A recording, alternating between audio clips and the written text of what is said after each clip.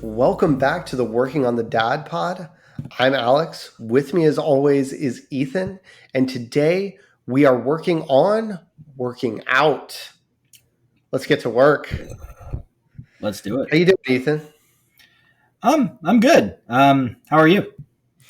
I am good. I am feeling good. In the spirit of the working out motif, today was a bit of a recovery, mobility, stretching day for me. So I'm feeling Ooh. good. I'm feeling loose.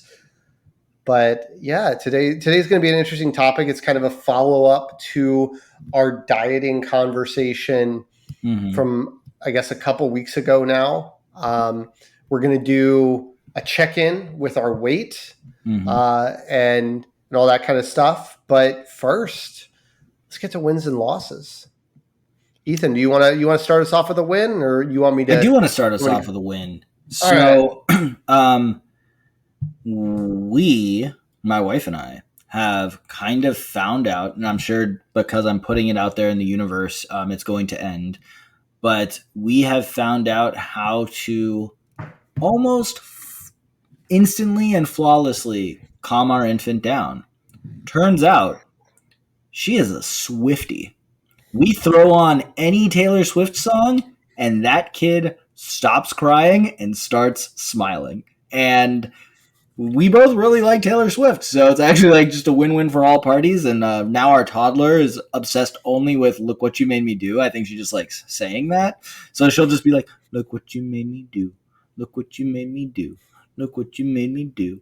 Look what you made me do." That's the only line she knows. I'm really thinking if you listen to our mini me episode, there's potential for her to take my ability to rewrite every single song because I can't remember lyrics to the next level. Maybe her career will be performing for the masses my music. So yeah, Possibly, that's possibly uh, she was that's that's hopes and okay. dreams. The But next yeah, the next T Weird Swift. Al Yankovic. Yeah, T Swift literally for the win. What about you? Well, my daughter and my wife really had a moment there with Spice Girls, Just tell me where what you that was want. the one. Yeah, exactly, exactly. And then I have some deeper PTSD cuts from the because Spice Girls. my Remember, what? remember my Greek god bomb? Oh yeah, yeah. Yeah, Uh, I wanted to sorry. be Greek god, but couldn't remember wannabe when it mattered. Anyway. Yeah. Well, that's why singing was never the talent I chose for those types of talent competitions. But Right. yeah, but my win for the week was I had mentioned that we redid the kids' room, and one of the things that we did was we put in a Lego wall, right? So we installed some Lego Ooh. panels on the wall with some adhesive and all that stuff, so the kids could play with Legos, or in as the case is now, Duplo blocks, the bigger Mm-hmm. blocks. And that's mostly for my son because he's not great at not putting stuff in his mouth still. Like he's getting a lot better, but it's also just like he's just as likely to stick it on the board as throw it across the room. And we didn't want the little Legos getting everywhere. But he has actually gotten really good at that and like playing by himself. And he started going in there after he gets home in the evenings and just like starts playing with stuff and doing a fantastic. It's like he's cleared this hurdle of just like moving things around. I wouldn't say he's creating masterpieces there, but he's gone from just like trying to stick them on diagonally to like actually like building stuff out three-dimensionally a little bit, right? And Nice. he's not That's even cool. 18 months old. And so it's a pretty big it's been pretty awesome to see. And so we Sweet. worked with him a little bit on doing it, but he's just picked it right up. He's going crazy with the Duplo blocks and really enjoying that. And it's not the only thing that he's really enjoying playing with, but seeing him sort of work in that sort of new type of space of like sticking the things on the wall and not just like used to, it would be like my daughter's building something with blocks and he's like, I'm your demolition expert, I got you, this is coming down whether you want it to or not. And Mm-hmm. he's moved into a construction phase that has been kind of nice. But what about your loss for the week? Well, my loss kind of just like leads into our episode. Do you want me to go The, first then, so we can keep the segue yeah, on? yeah, yeah. Okay. Let's forget I said that. Prepare for the segue. Yeah, the segue is going to be epic. Yeah. Just you wait. But so my Just loss for the you week wait. is: Do you? I don't even want to say do you know this because I'm sure you know this to be true. But we have this thing where every kid goes through a minion phase, right? And I call it the minion phase because they sound like a minion when they talk. They're Oh yeah, nonsensical. yeah. It's just like banana, like kind of thing, like a minion. And there's two parts to it, right? There's the first part where they sound like a minion to you and everybody. And then you get to a point in time where you, as the parent, can understand them, but everybody else can't understand them, right? Mm. And then you have to be And translator. like, yeah, and I will say from experience, when your oldest was a little bit younger, you'd send videos to like group chat sometimes, and I'd be like, I got nothing out of that. I needed captions. I needed Right. something, an explanation, anything. But our son is currently in the minion phase. And that's not the loss itself. Like he's in the first minion phase where nobody can understand him. He'll like point at books or a banana or something. And it's just syllables. It's just syllables strung together for nothing. And so he started this when my daughter was still up in Massachusetts. We were FaceTiming her every morning. And one morning, sitting there on FaceTime with her, I'm like, all right, listen, your brother is just speaking nonsense. And I'm hoping, because I've heard stories of the sibling being the first one to understand. And he's sitting there and he's pointing at the bookshelf. He's going, ba da da, ba da, ba da da, ba da, over and over. I'm like, can you tell me what he's saying? And I flip the camera over to him and he's just still sitting there, ba da da, ba da. And she looks at him, she goes, do you want pasta? Do you want pasta? And so my L is thinking that I might have raised two morons. Like, I don't think that actually, but like she could see the bookshelf, Ethan. She could see the bookshelf. She could see everything that was going on. We're in the living room, not the kitchen. It's 8:15 in the morning. And she goes, do you want pasta? With all the certainty in the world. And I'm like, I failed. I failed as a parent. I'm like, this is my loss for the week because I have failed as a parent that she's listening to this. And for some reason in her brain, this kid wants pasta. And I'm like, this is terrible. What does my son do? He turns around, looks at her, and nods yes. And I'm like, yep, it's over. I'm done. There's no hope. Well, These kids are going to be living with me for the next 3 decades. I mean, like pasta is dry. It's in a box. It could go on a bookshelf. I like where your daughter's at. I think she's just like multitasking, space conscious. I would put a positive spin on it if I could. It doesn't make it better if they want to eat dried pasta. Like, there's problems I'm just there. saying. I'm just saying there are less logical places to put a box of pasta than a bookshelf. You could have been in the Sure. bathroom. Sure. Could have been in the bathroom. Could have been in the garage. Could have been Yeah. outside. Yeah. Hey, yeah. Okay. Okay. Like, what? Yeah. Okay. Thanks. I still don't feel that much better, No, but I know you weren't gonna, I but like I, appreciate it. I, I had to try. So Especially with you're my L. It's just like I did not have a good fitness week or a good diet week because we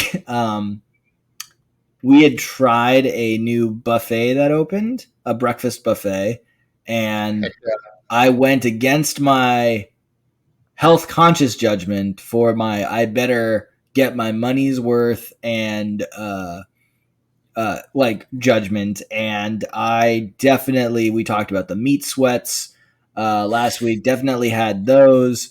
Ate too much, was not feeling good. Had the smallest dinner I possibly could and like wanted to puke after dinner, which was like I think 8 hours after my last bite of brunch. all So right. my L is just like a lifelong L in that I will throw out my morals to like and like what I know is right for to like get my money's worth in a sense of like I must beat the system, I must beat the buffet. Yeah. And I really shouldn't do that, and I know I shouldn't do it. And the easiest way to would be like I guess I'm preaching abstinence, like stay away from buffets. Stay But away from buffets or eat yeah, slower. I mean, yeah, if you can't fight that, that's a yeah, tough thing because I yeah. definitely understand it. I've definitely been there. I actually got saved when we went up for our vacation in Massachusetts. There's a breakfast buffet place that we really like going to, and it was always awesome, especially when we were taking like a 1 or 2 year old because it was Mm, like when we took my daughter there, like she could absolutely stuff her face. Well, what happened during the pandemic, they actually, like many restaurants, closed down for a while and then sort of shifted their business model. And they went from a buffet place, and it was like not just like a breakfast buffet, it was like everything there yeah. from the bagels to the cinnamon buns was made in house. Mm, Right? It was a small mom and pop thing, and everything was delicious. And it wasn't like a fixed menu. It was like whatever they kind of thought of creating up, whatever the frittata combination that they thought would be great, that's what they would put in there. It's fantastic. But when COVID hit, they then started, when they opened back up, started releasing an a la carte menu so that they could do like curbside services or, hmm window orders or whatever kind of protections they wanted to do. And then, like most smart business people, realized, wait, we're the only place that's making like these homemade bagels. You're the only place you can get my bagels or my whatever item, my frittata, and we're charging a lot for them, a lot more than a buffet plate. We are raking in money hand over fist compared to what we used to be doing. And so now in 2023, they are still an a la carte breakfast place that is now prohibitively expensive for anyone who wants a massive breakfast. So we just don't go because it was 30 minutes away from my in-laws' mm, house. It wasn't like some super convenient breakfast spot anyway. It was right. like, we went out of our way because this was a special breakfast buffet. But Oh yeah, yeah, this place is like less than a 5 minute walk from my house, and it was like from the bagel to the prime rib cutting station to shrimp, and they had crab lump crab deviled eggs, which was like see, fantastic. it's not even So like a get yeah, your money's worth thing too. Sometimes it's just like even if you got like a tiny little bit, it's almost yeah, like Thanksgiving dinner where it's like I want to try some of all the stuff oh that's yeah, here that I don't get all the time. yeah. And No, like that's it was problematic yeah, in itself, even if you're not trying to like beat the system. It's just like, yeah, no, there's 25 amazing sounding things that I'm not going to cook for myself, and I right. could get like a small little portion of, Yeah. but 20 little things at 100 calories each is 2,000 calories, and Yep. boom. Oh yeah, no, I didn't even I just like quick added like breakfast buffet 6,000. Just and I was like whatever. Yeah, Yeah. not Anything over like 4,000 anyway, it's like like it's like you have no whatever. shot Yeah. of getting in the negative that day. Yeah. You So have no shot, and yeah. we're going to get So into that a little bit because that's something I have found and has been backed up. Hey, dads, are you tired of the same evening routine?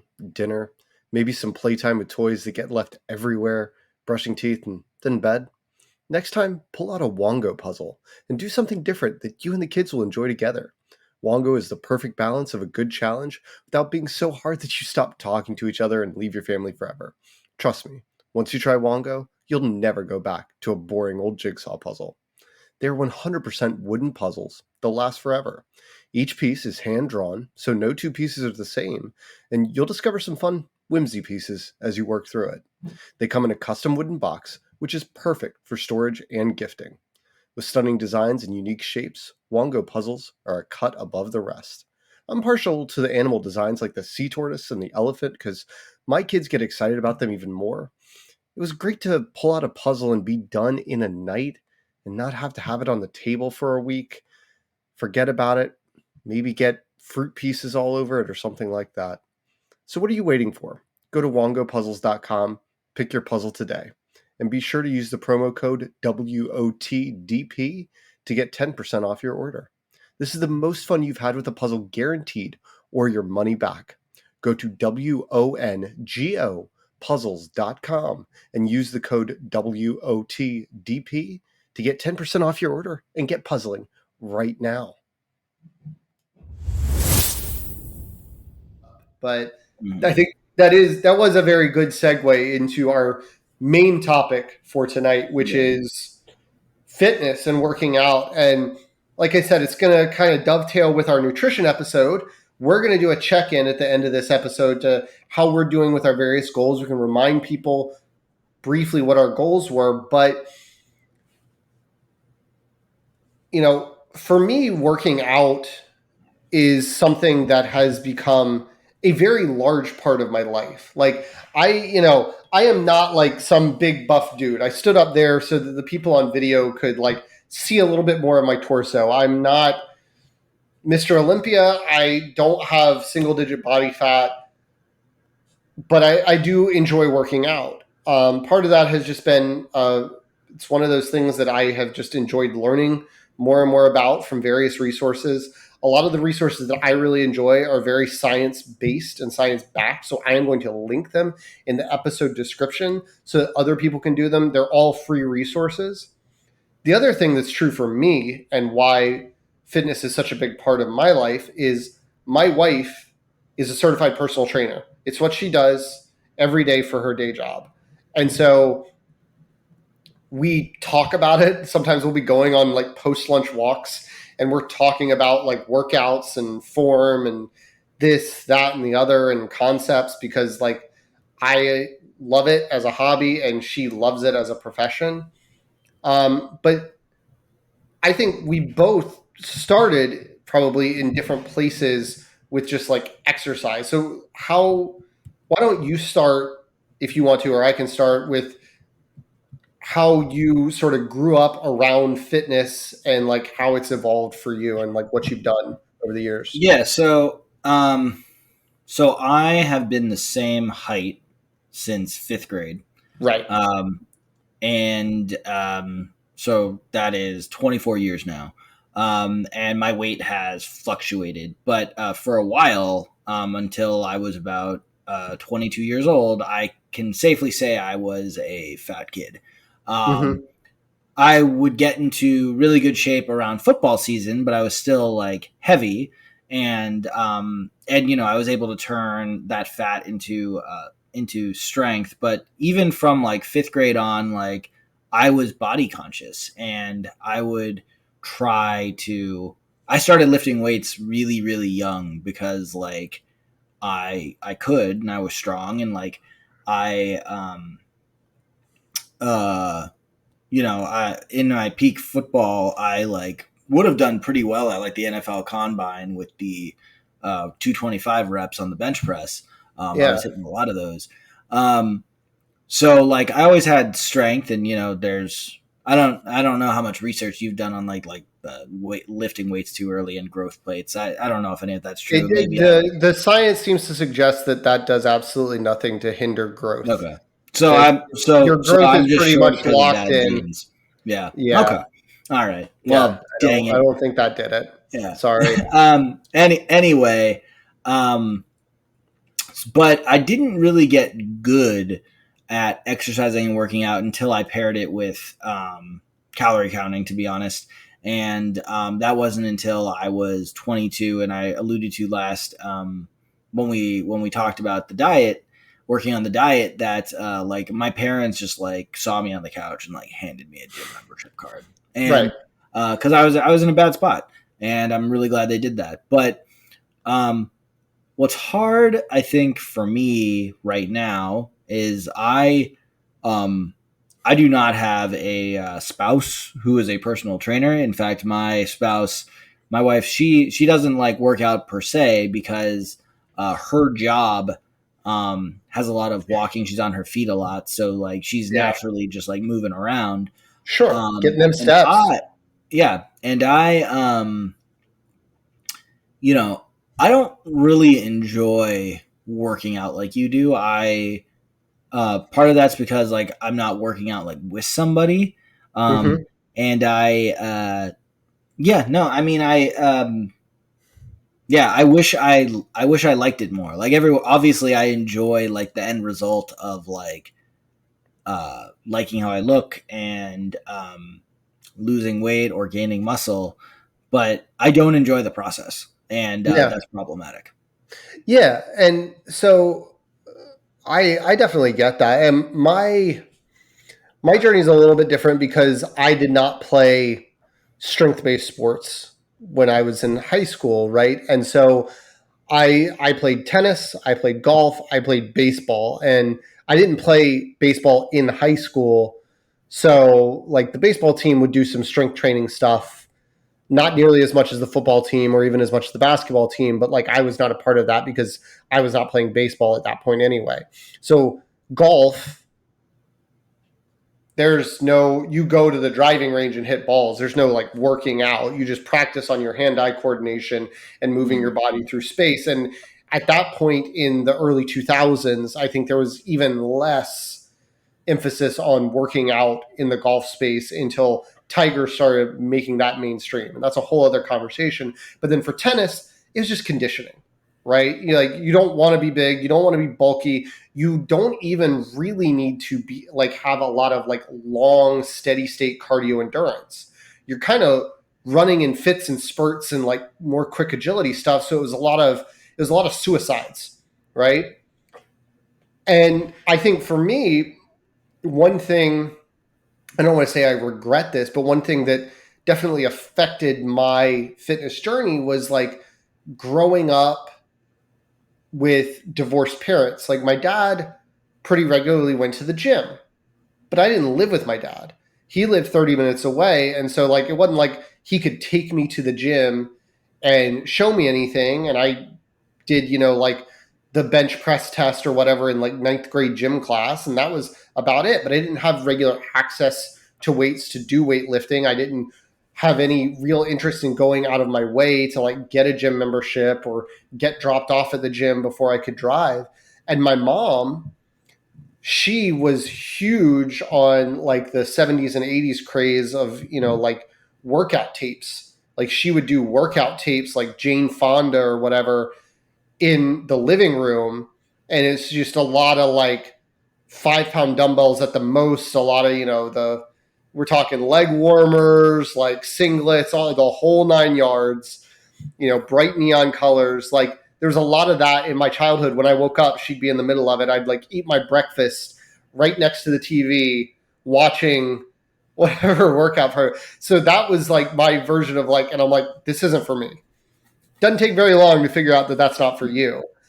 But it also for me was like, okay, I can go for walks, I can go running, like I can do more suicides. Maybe I can lift some weights. Like I think at one point I had a very like rudimentary barbell set that I bought from like Walmart or something. And but then it was like a lot of like push-ups and crunches and those kinds of things that were actually sort of strength building, but it wasn't a lot of them because I was a scrawny little kid or sometimes a fat little kid, but I was never a strong little kid. And so it was like started off with like a lot of knee push-ups and like, a lot of just crunches, a lot of crunches. Cause like if I was like, I want to lose belly fat, I bought into the myth in part because of the fitness experts around me were the people on the tapes from the 70s and 80s saying, if you want a flat belly, you have to do crunches. I want to tell everybody out there because there's tons of fitness professionals that will back me up. I know in our last episode, we're like, we're not experts. I'm not here claiming to be an expert. I'm claiming that I'm married to an expert and I consume a lot of content from a lot of experts. Go find an expert that will back this up. But like, you cannot spot treat fat loss. You can lose fat all over your body and get a fat stomach that way, but you can't just like crunch your way to 6 pack abs if you've got like flabby arms and are like 50 pounds overweight. Are you telling me that the shake weight doesn't Yeah, get you an instant 8 pack? That's I weird. don't think so. Neither does the like electronic belt that you would like strap on and it would like pulse Uh, the pulse your muscles to like the tone them. Like those don't the work either. The electronic ball flopper. Yeah. So That like doesn't. my first experience with weight training was when we went to college, right? And then it was like I don't want to say I fell in love with it then, but it was just like this whole new world opened up to me because there were a lot of our peers that, like you and like many other people, had experience with weight training in high school, and we're doing it and we're going and lifting weights. And so, of course, I'm starting out on the machines because I'm like, I have no idea what I'm doing. I don't know anything. Eventually, I'm moving to free weights. But that has gone over the years where like I would go hard for 3 months, 6 months, and then I'd kind of fall off. And then maybe I'd get back on there. I go 3 months and I fall off. I go back 6 weeks, whatever. And so I have never gotten like truly strong. You talked about, doing the NFL combine, like 225. Like you got to take one of those plates off for me to like even consider repping, and we're talking like 3 Mhm. to 5 max. Like I'm not a big strong guy, and No, no, I'm I not couldn't do that today. I'm not I wouldn't. egotistical enough to say Yeah. like, that there's no point in my life like I'm the strongest I've ever been and I'm there.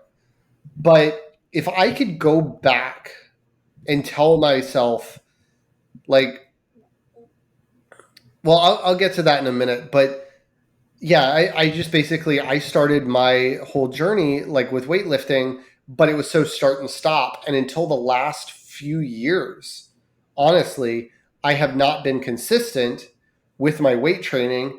And because of COVID and other things, I had some barriers. Like I was fairly consistently going the end of 2019, beginning of 2020, and then the YMCA that I went to shut down like everything did. And then when they opened back up, you had to reserve a time slot, and like you had to mask up and you had to reserve a time slot so they control the population of the gym. I had absolutely no interest, and I still do to this day. Like if you want to go to the gym and wear a mask, fine. I am not judging anybody for wanting to do that. I cannot work out in a mask. So therefore, I'm not going to go to the gym, right? Like in those situations. Now, what you may or may not be able to see behind me because it's kind of dark on purpose. I've dimmed the lights to make my face brighter. But in that time, we built a whole home gym.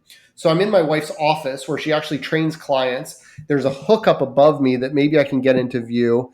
You see that silver hook over my shoulder there? That's where like TRX bands go. We have over here, you can see maybe in the corner down here, yeah, like a weight bench. Mhm. And we've got some of those Bowflex Select Tech dumbbells that go up to like 52 and a half pounds, which is not Arnold Schwarzenegger weight, not anywhere close to that, not powerlifting world's strongest man kind of weight, but it can do a lot for you for strength training. And so that's what I did for a couple of years is I was doing that, but it hadn't been until that point. And then eventually at the beginning of this year, 2023, I went back to the Y and actually decided to start going back to the gym so I could get back to doing barbell movements, bigger weights, have a variety of things, cable machines, you name it, not having to adjust my dumbbells every time I wanted something different, not having to open the door in 95-degree heat to go outside to the pull-up bar, to do pull-ups or whatever. But now I'm in a place where you talked about consistency. Like, how often would you say in a given week you're able to work? What do you do now? And like, how often are you able to do it? Yeah, so on a good week, I'm getting in like 4 5Ks Okay. a week. I have found that with my schedule, a jog, a 5K, or like in the this 5K route I put together in my neighborhood, I'm getting done in under a half hour. Nice. I am um, able to like shower and like it's essentially how I utilize my lunch break, working from home, and then like I eat at my desk while I'm working. um it's like just how, to me, it's the most time efficient, most calorie burning efficient thing I can do. I will say that every time I've done it, I've swore it would be the last time, and then it wasn't. But I have done a lot of like 30-day workouts to just like get back into stuff. They do like the one I've done on repeat is good. Like it works for my body. It does really well. It gets me going. It's just like starting it is always the hardest part. Sure. And I'm happy to share it for anyone who wants it. Like obviously, I don't know if Alex's wife would endorse it as a real good workout, but it works for my body. Yeah. Has in the past. She has a lot of particular things that she endorses, but she has gone from when I first met her, she was like kind of a liked to go to yoga class kind of person, to then got so into it that she became a yoga teacher, to now she's a personal trainer and like she rarely does yoga, and like she's trying to become, a badass. She's still not like big or bulky, but she's trying to become as strong as possible and does a lot more resistance training. Mhm. So Yeah. Um, yeah. I mean, I would. I have a um, over there, deep in a closet, is my foldable bench that I was lucky to buy before like the supply chain screwed everything up. I bought it like from Walmart on like March 16th of 2020, and it came by like the 18th on a 2 day shipping, and some dumbbells, like adjustable ones, yeah, that go up to I think like 40 pounds. So there's only like so I actually focus a lot more like when I do weight train. I focus a lot more on reps and toning, than like because I can only go so high in sure, terms of so like when I'm at my best, I'm doing with the like 40-pound dumbbells, I'm doing 4 sets of like 50 um, for like bench pressing. Like so I'm doing like 200 reps at 80 pounds total, which like it just it the most like as I get more into like my regimen and I'm getting stronger and I'm building back up, the workouts take longer is the sure, downside to not being able to go up in weight, because if you're just going up in reps, that is time. So yeah, um, it's also like anytime one of my kids has to stay home from school, that eliminates running. But if I'm like, okay, well, they're napping now, like, let me try to do like some weight training or something.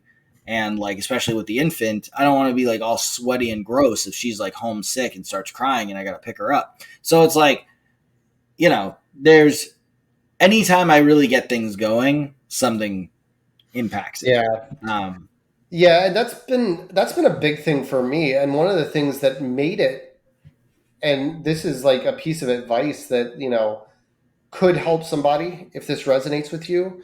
But one of the things that I have done is make my workouts almost non-negotiable, right? I mentioned I take my kids to the gym. There's really good childcare at my gym, and it doesn't have to be that. But even before, in COVID, when I was working out here at home, it's another thing. And there are other ways to create this accountability, right? But because my wife does it in a different way too. But this is her office. And so when I was doing workouts here in her office, and I was doing them in the middle of the day because that's when it made the most sense, because I had to help get the kids out the door in the morning and cook dinner in the evening and do bedtimes. And I did not like doing 9 o'clock at night workouts. It's my podcast recording time. Okay. yeah, But it night meant times I are for had the to kick boys. her out of her office. And usually it would be between meetings, and she'd be like, I have to get back in my office for this meeting. So you've got a hard stop. So it means I have to get in there. I have to do what I need to do. I can't kick the can down the road and go, oh, I'll do it a little bit later. Oh, what works for you? No, I'm like Mhm. putting it on her calendar for the week of like, these are when my workout slots are going to be based on your availability and my availability and all that stuff. Now it's like, I get up, I get out in the morning, I take the kids, I have to get them there, and I have to work out because I'm there. I brought the kids. It's saving us money on daycare to bring them to the gym with me instead. And but I also would say that having done it for so long now, like I am very much in love with the process where I feel weird and I feel icky if Oh I'm yeah. not working out. When I was like in my like 5 years of I had my life together in terms of like exercise, where like a bad week was me only working out 5 days a week. Right. And like you saw me during that time, and I was like, I'll never look that good again. But Sure. like I Yes, you felt will. no, I won't. We don't need to lie to the people. I like felt weird or like itchy, like what you just described. Like I'd feel like my body coming out of like my skin if I went 2 days without working out. It would just like Right. feel wrong. Hmm. And I want to get back. I like want to get back to that, but it's hard to get there. I think there was a Snapple fact that always stuck with me that it takes um, 3 days to make a habit and like 28 days to break one, but I find it to be the complete opposite with like exercise in life. Yeah, and I think yeah, Yeah. I'm not sure we should go with Snapple facts as our like And man, those were the trusted gospel back in the resource day. on That was the this level of gospel back in the content. day. Yeah. But so one thing I was going to talk about that I would go back to, like, you talk about you used to lift weights a lot more, and now like you only do cardio. I hate steady state cardio. Yeah. Specifically, I hate running. Like, I can get on an exercise bike or the assault bike, which is the one that's got the handles that go back and forth too. I could do a high incline, high pace walk on a treadmill, but I hate running. And so I just don't. Like, one of Mhm. the things that I found by diving into this research, and I'll link to the podcast series that I have sort of recently used as almost like a blueprint and Bible. It's with Dr. Andy Huberman and Dr. Andrew Huberman and Dr. Andy Galpin. And it's the Huberman Lab podcast, which I know is a really popular podcast. But if anybody hasn't listened to it, it's a couple of PhDs. One of them is a PhD in neuroscience from Stanford. He's the host of the podcast, the Huberman Lab. And then Dr. Andy Galpin, it's a 6-part series that they did all about like optimizing your exercise and sort of this whole total package, talking about all the different types of adaptations we can make, from strength endurance to strength hypertrophy, which is growing your muscles, to max strength, to cardiovascular endurance, to VO2 max, like your short burst cardio output, and then like recovery and supplementation. And they nerd out, and it is probably 6 episodes and probably 15 hours at least of podcast content. They are long episodes, multiple hours each, but it's really good. And so these are the kind of sources. When I say a lot of my stuff is like science backed, I do try to go to these types of sources where they're constantly citing study after study after study, and it's very data driven. But one of the things that I learned from this is like what we need is like an endurance cardio, what we need. And this is not to poo-poo on anybody that likes to go endurance running. What we need is zone 2 cardio, which is the ability to do the cardio and still be able to hold a conversation. But if you went any faster, you wouldn't be able to hold a conversation, kind of thing, for endurance. And so, like, for me, that can be walking around my neighborhood in 95-degree heat, right? Mhm. And I can get that in ways that don't involve using my workout time. And I found that I like the strength training. And so now, in addition to making it non-negotiable, I have also like planned out what I'm going to do. So instead of being like, I need to work out today, what am I going to do?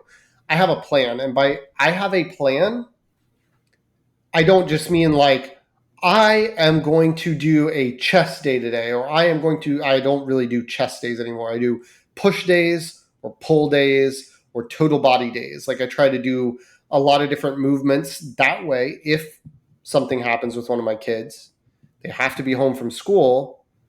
I don't feel bad about missing a day because it's like, oh, I didn't get to shoulder day this week or whatever the day is. Like, I don't break up my splits that way anymore. But what I have found is like I build out a spreadsheet where I know what exercises I'm doing, in what order, how many sets, roughly target reps, and then like I would change the weight if I'm getting too many reps for what I'm trying to do. If I'm trying to build max strength, it's going to be lower reps. Like I'm in a max strength phase. If I'm in endurance, I'm doing more what you're talking about, 20, 30 reps on an exercise, or somewhere in the middle, I might be doing a hypertrophy phase, which is more your classic, 3 sets of 10 kind of range. And I have it in a spreadsheet. I know what I'm doing for the rest of the year because I know my goal. My goal is to gain muscle and gain strength. And so I'm focusing a lot on max strength and hypertrophy phases to gain muscle and gain strength because like I mentioned, I'm not very strong. That's where I want to start. I have some numbers that I want to get to. And once I get there, then I'm probably going to start shifting my focus into more of like VO2 max and some other areas and more flexibility and mobility, and maybe take my strength training down from 4 days a week to 3 or 2 to accommodate some of those other things. Can But can yeah, I ask you a quick question? So for the listeners and frankly me, um, how do you build that spreadsheet? Is it like auto generating like the exercises, or like, because it feels like, you know, at least for me, it would take me a long time to plan out my workouts for an entire year. So like, how do you do it? so yeah, I mean, and this would all be covered. Like a lot of this kind of thing would be covered in again these 15-hour podcast series that I mentioned. But like I break it down into like 5 week blocks.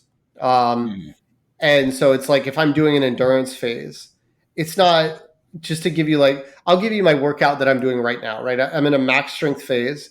And so I'm doing fewer exercises because I'm doing longer rest periods. I'm doing like 2 minutes between sets. And so tomorrow I have two workouts that I'm doing this week, my push workout and my pull workout. My push workout, I do squats, I do bench press, I do overhead presses, barbell overhead presses, and I do the leg press machine. That's the only four things I do. I do that twice a week. Then I have my pull workout, which is deadlifts, upright rows, um, hip thrusts, where you got the barbell on your hips and you're thrusting your hips up towards the ceiling, and then pull downs or pull ups, either one, but just some sort of vertical pulling motion. So it's not that complicated. I just repeat that over the weeks, and then that's kind of my template of like those are all the areas I want to hit. Like like when I'm in a hypertrophy phase and I have a little bit more leeway in the time because my rest periods are shorter and my sets aren't 20, 30 reps, hmm then I'll add in more things like rear delt stuff or calf work or things like that. But it's a lot of those like foundational movement patterns: pushing, pulling, vertical pulling, squatting, and lifting. Right. And so Yeah. that's the foundation. And so I come through it with that when I and so it's like then I take that and I go, I want all those movements in there. And then I know if I'm focusing on endurance, it's going to be 3 to 4 sets with high reps. If I'm focusing on hypertrophy, it's going to be 3 to 4 sets with middle reps. And if I'm focusing on max strength, it's going to be 4 to 5 sets with low reps. And so a lot of that is just, and I'm happy to give people more data, whether I share that on social media or wherever. Like if people want that, I'm happy to point them in it. But the fact of the matter is, like sometimes I'll sit there working and I have like three screens going, and half the time one of them is just on like fitness YouTube, and I've got the people that focus on it. I've just downloaded so much Mm. data, but at the same time I've had to like simplify it because I'm the kind of guy that I could watch like 3 hours of YouTube videos, like absorb the information while I'm doing something else, and then come away with 20 new ideas that I want to incorporate in tomorrow's workout. And then like it doesn't work very well and it wouldn't build a lot of consistency. But by planning it out, I can tell you that tomorrow I'm doing my push workout, and Friday I'm doing my pull workout, and then next Monday I'm doing the push workout. And then, it's like, and I have hmm a mobility routine for Wednesdays to give myself a little bit more of a break. And then I usually take Saturdays and Sundays off because I'm kind of chasing around the kids anyway. But Yeah. Okay. Well, that's yeah, it's like good info. it's not as like, oh my gosh, I have 365 different workouts going on. No, I have Right. like, and I have an app that I program them into, and like I can just kind of take the same templates and modify them a little bit based on what I feel like I might need to work on, and up the weights, lower the weights, up the reps, lower the reps, whatever that kind of thing Cool. is. Syncs with my Apple Watch, which I'm currently not wearing because it's charging. But yeah, it's not as daunting as it sounds, but it does take the guesswork out of like me having to go in and being like, okay, what do I want to do today, right? And Yeah. then being in a public gym, I do have sort of backup exercises of like, if this is taken, if somebody's Hmm. dominating the squat rack because they're having just a squat day and they're doing 12 sets of that sucker, and I can't get to the squat rack, what else can I do? Where else can I go? Yeah. We'll have that. That, no, that's all good info. I would say that like when I'm doing my peak, like when I'm in my weight training mode, again, I am trying to maximize like time. And one thing I always um, was like kind of ingrained to me, just like from playing football, was when like my our strength coach for football, the one who like did everybody's workouts, calculated everybody's maxes, like did all that stuff, was also my position coach, the tight end coach. So he always had us. He was a big believer in active rest, Mm-hmm. where if you're doing, like if I was doing like let's say like a chest day, and I know you just talked about push and pull. Like if my chest day consisted of um, it was like dumbbell presses and dumbbell flies, but I would do like a chest and back day, but Sure. I would I would do like uh, abs and then even just squats to like keep my lower body involved in between the sets. So like You're I might take supersetting. like yeah, I might take like, a minute to like catch my breath like throughout the workout every now and then, but for the most part it was just like Sure. I'm constantly moving cuz I just Sure. like I want to be And done. I'll do that because right now, even though it doesn't sound like a lot, that I'm only doing like 5 sets of 4 workouts, because I have 2 minute rests, which is actually Mhm. lower than ideally I would like it to be. But like my workouts would be over an hour if I took the Mhm. recommended 3 minute rests versus the 1 minute rest that I do when I'm in a hypertrophy phase. Like, so take tomorrow's workout where I'm doing push. The area where I can do shoulder presses is right next to a leg press machine. I Mhm. superset those suckers Yep. because my shoulder pressing is not going to affect my leg pressing, and my leg pressing is not going to affect my shoulder pressing, Okay. at least not in some way. So I will superset those, even though I'm supposed to be resting. I don't do that as much for squat and bench press because squat is such a like, because I'm squatting heavy weight for me, like Mhm. my heart rate is up. I Yeah. need to rest. I have to rest in those periods. I wouldn't do that when I was back here doing a lot of workouts from home.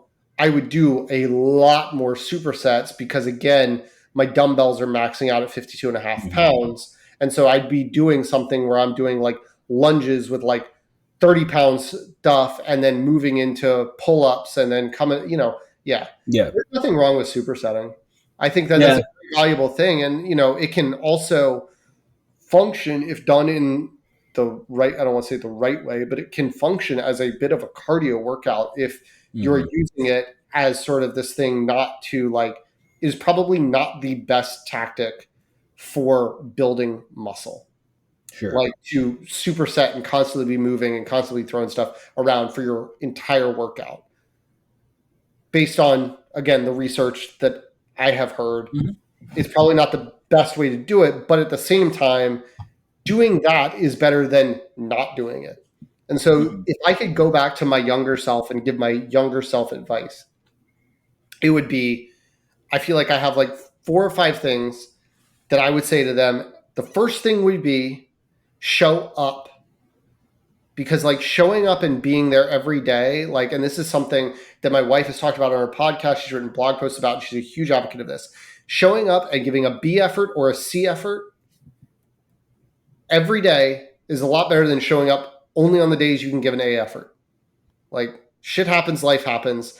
If you can only run 1 mile or you can only do half of your weights, that's better than just kicking it down the curb until everything lines up perfectly.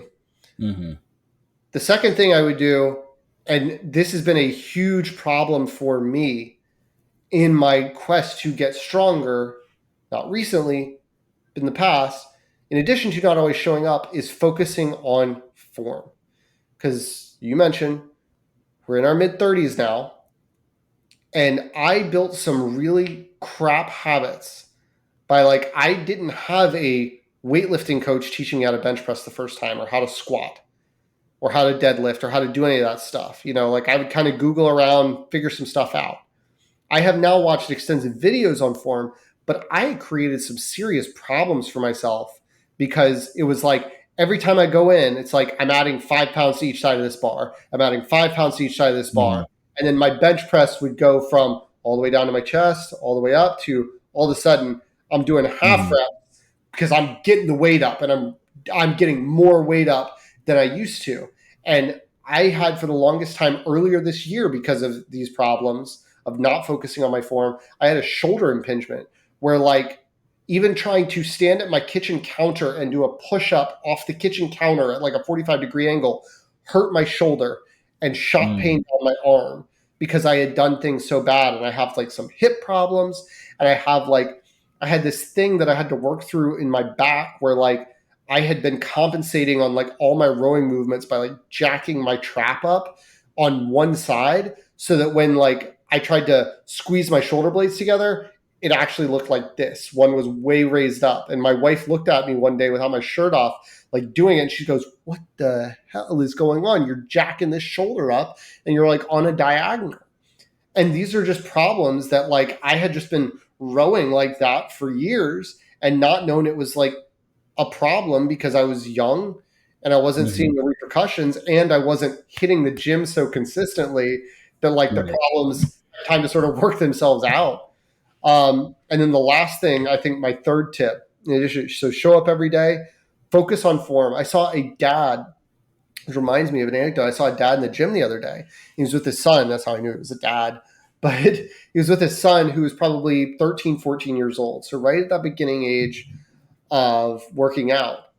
And he was there doing some basic movements with his son. You could tell dad knew what he was doing just from his physique and some of the things that he was doing. He knew enough of what he was doing.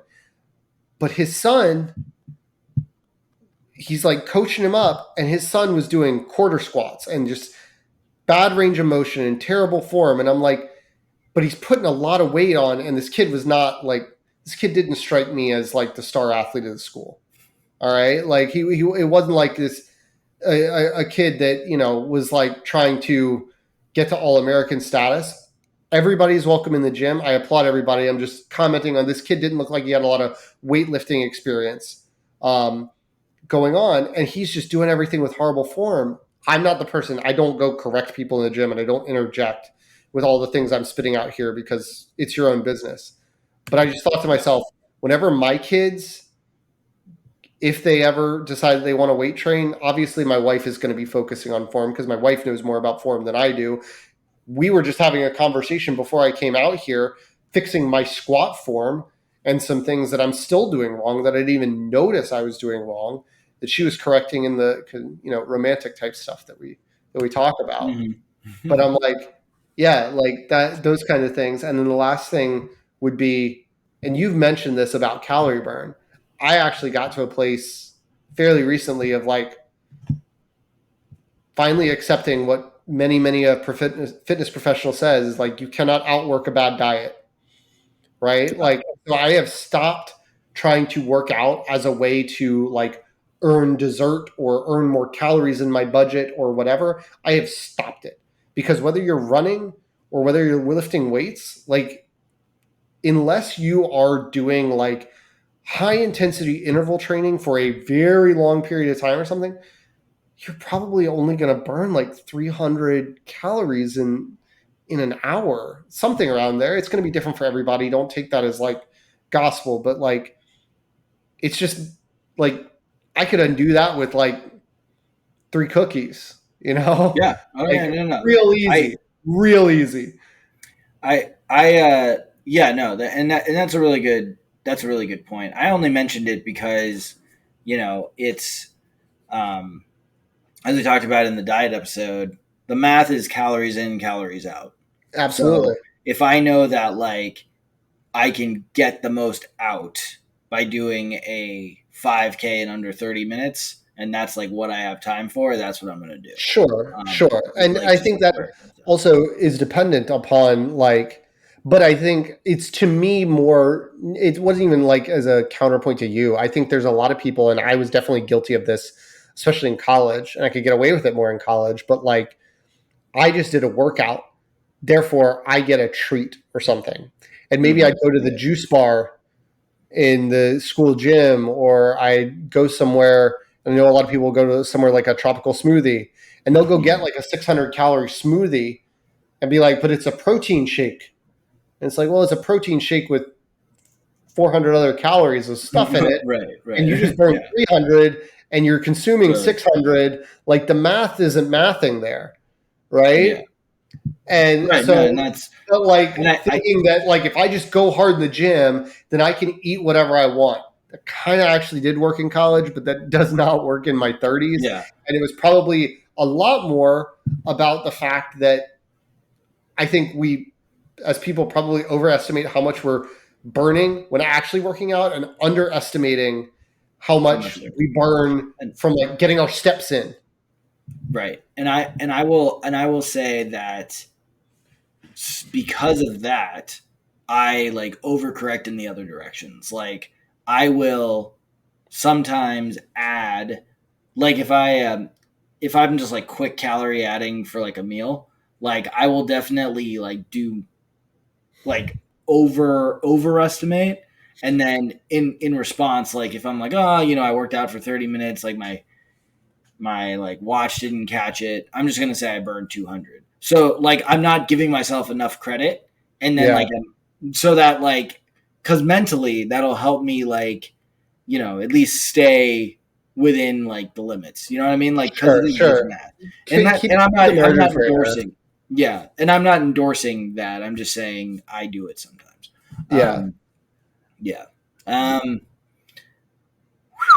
yeah. yeah. But Uh, I know I did a lot of talking there. As I mentioned, it's kind of a hobby for me to like get into it, and it's one of those things where I didn't always love working out. I kind of thought of it as a chore, but because I think I made it non-negotiable, it has gotten to a point where like I'm just very much in love with the process of getting better, and yeah. realizing, as you were talking about, like as we were talking about in the last episode too, about like overestimating what I can do in a week and underestimating what I can do in a year. It's like I set a yearly strength goal instead of like Mhm. in the next 90 days, like just setting up a much better like margin for error. I after I set my yearly goals, I got a shoulder injury. I've definitely had a couple of bouts with illness. Like things happen that if like you're setting a 1 month goal for all your fitness and stuff, like yes, if you're trying to run a 10K or run a marathon and that is on a certain date, yes, you got to set a finite.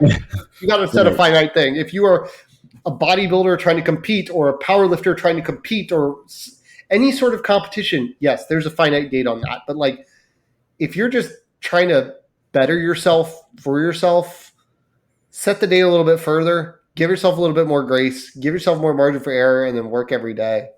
But I think that brings us into the weekly weigh-in, and I call it the weekly weigh-in. I'm going to pull back the curtain. Sometimes we record more than one episode in a week, so we may not actually weekly weigh-in every week on the feed, but it we're gonna do one a week real time because sometimes we like to do a Mhm. couple episodes to keep them in the bank since we're busy guys. But it's time for the weekly weigh-in.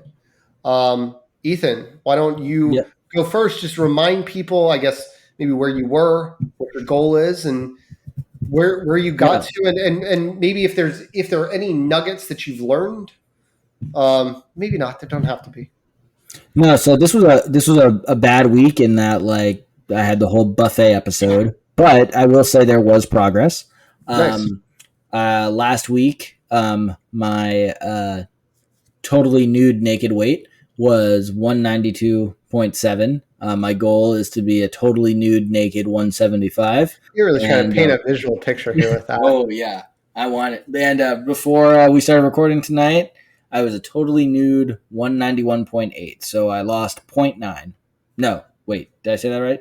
Yes, zero point 0.9 pounds.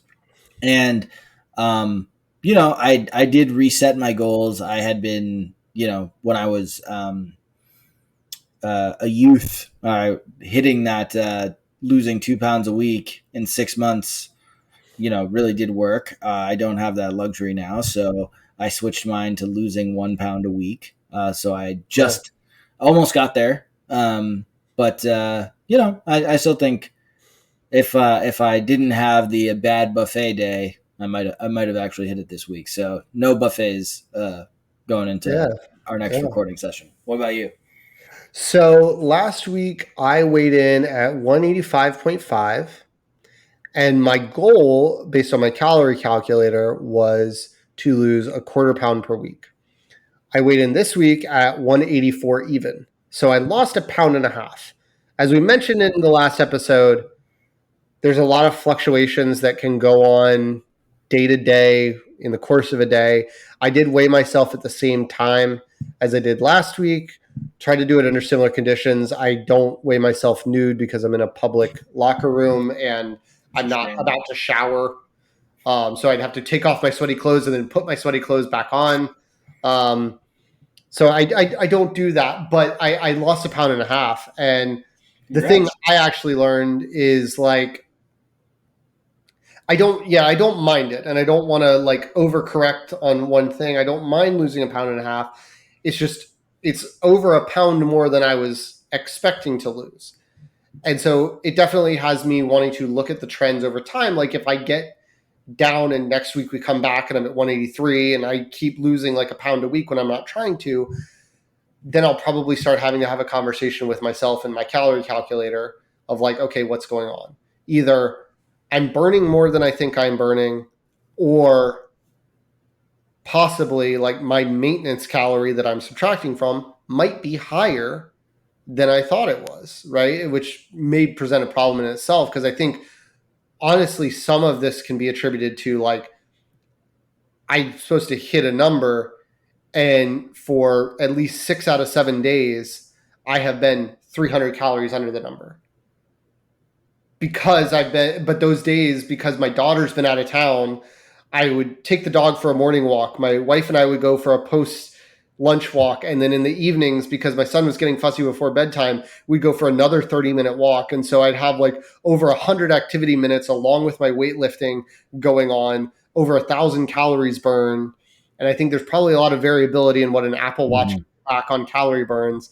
And like I'm getting to a point where it's like, okay, my calorie thing is saying I need to consume 2,600 calories, 2,700 calories because I've burned so much that I'm like, okay, I'm going to consume 2,300 and call it a day because I'm full. Right. And so Mhm. I think there's some of that probably going on that like I'm creating more of a deficit from moving more than I may in the future when we've got two kids and things are a little more hectic. But I don't want to overreact and start upping my calorie intake to undo the Sure. work. I think Yeah. you can overcorrect, You but need, yeah, I wouldn't make any changes till your daughter comes back. no, I don't think she's going to be coming back on Saturday. But I also don't want to make any. I'd like to get a month's worth of data Yeah. before making any of those kind of changes. Hmm. Because then I can slip right back into like being overly obsessed with Hmm. the numbers in a potentially unhealthy way. Yep. True. Yeah. All right, guys. Ethan, is there anything else you wanted to add about fitness? Working on the dad bod. Um. Yeah. Just her. I just want to hammer down that point. If you're trying to work on the dad bod, uh, avoid buffets. Just avoid buffets. That Avoid. is my non-expert expertise on the matter. I think that's good. But yeah, I would say yeah. I'd also say this. This is my closing thought. Talked a lot about fitness. We talked about a lot about fitness as it relates to weight loss and things like that. Ethan mentioned it, calories in, calories out. You don't have to work out to lose weight. You have to burn more calories. Like my calorie calculator says, I probably burn 1,800 calories just from lying in bed every day. Doing absolutely nothing, I'd burn 1,800 calories at my height, age, body weight. So, like, if I laid in bed all day and took in 1,500 calories, I'd lose weight. So, I just say to people, if you want to work out, try to do it. Try to do it regularly. Find something you can do for 10 minutes, 20 minutes, 30 minutes. I don't care. It's not up to me. Try to find something you can fit in. Maybe you enjoy it. That'd be a plus. But show up every day. Show up every day for 2 weeks, 3 weeks, 4 weeks. See what happens. See what happens. Show up, see what happens. I think it's a good life motto. Maybe not in every situation. Like certain places, I don't want to just show up and see what happens. Like it's a great tip for our podcast too. Show up and see what happens. You're gonna like it, and you're gonna subscribe, and you're gonna help us get to that following where it's worth the expert's time to come on. Yeah, for sure. And then we can start hawking supplements for you guys to try, some miracle pills. Ooh. To negate all of our positive advice, recommendations, and stories. Yeah. All right, guys. Thank you for working on the Dad Pod with us. As always, it's been a pleasure. I'm Alex. That's Ethan. We'll catch you next time, guys.